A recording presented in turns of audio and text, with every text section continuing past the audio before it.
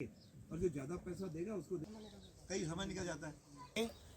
उपज का ताकत मिलती है ना, उससे तो अपना घोषणा पत्र बनाया था। तनिष्क ज्वेलर्स अजमेर पहले से भी बेहतर सेफ्टी के गोल्ड स्टैंडर्ड्स के साथ तैयार हैं आपके आगमन के लिए। सुंदर आभूषण और बेहतरीन कलेक्शन के लिए आज ही अपॉइंटमेंट बुक करें। Visit Tanishq jewellers, India motor circle, Ajmer. केंद्र सरकार ने किसानों के हित में 3 बिल पारित किए। जैसे पहला बिल उपज, व्यापार और वाणिज्य संबंधित था।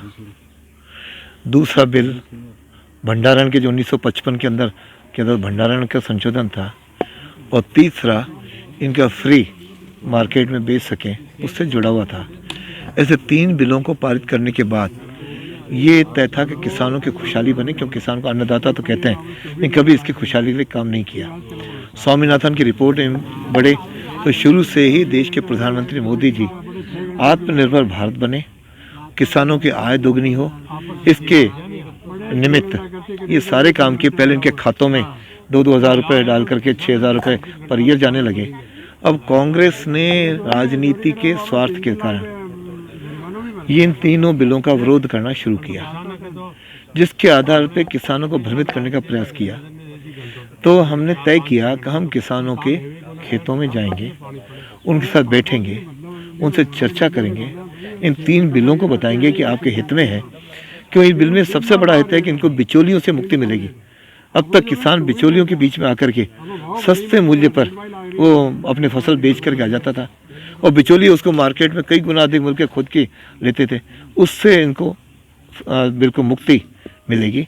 दूसरा, ये भ्रम फैला रहे हैं कि आपकी ज़मीन चली जाएगी, जबकि इसमें न तो ज़मीन कोई ले सकता है, न कोई लीज पे कर ले सकता है, न कहीं कोई किसी को गिरवी रख सकता है, कहीं कोई ज़मीन किसान की रहेगी।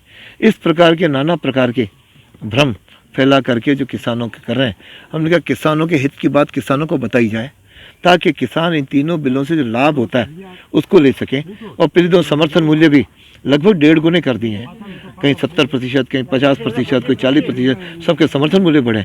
और ये अफवाह फैला रहे हैं कि सब समर्थन मूल्य जो है ख़त्म कर रही सरकार, जबकि किसान प्रधानमंत्री जी का और लोकसभा में सांसद में ये वायदा है कि समर्थन मूल्य की नीति जारी रहेगी। इसलिए किसान को भ्रमित नहीं आ जाए। किसान को समर्थन मूल्य पे खरीदने का है, बिचौलियों से मुक्ति मिलेगी।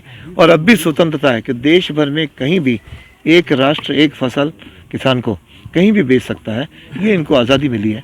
तो इससे अवगत कराने के लिए हमने ये चौपालों का बैठक किया है।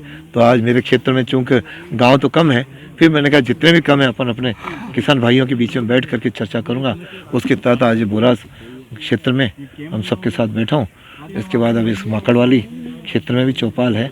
इस किसानों के बीच में जाकर के सही स्थिति बतानी और जो कुछ गलतफहमियाँ हैं वो दूर करनी। जैसे इनकी शिकायत स्थानीय शासन से है, जैसे अब इनको बीज समय पे नहीं मिलते, और बिल भी कई बार किसान कनेक्शन है और उसके बाद बड़े बड़े बिल आ रहे हैं। तो मैंने उनको कहा कि ऐसी शिकायतें जो राज्य सरकार से जुड़ी हैं मुझे बताएं, ज़रूर कलेक्टर साहब मिलकर उसका भी समाधान करेंगे।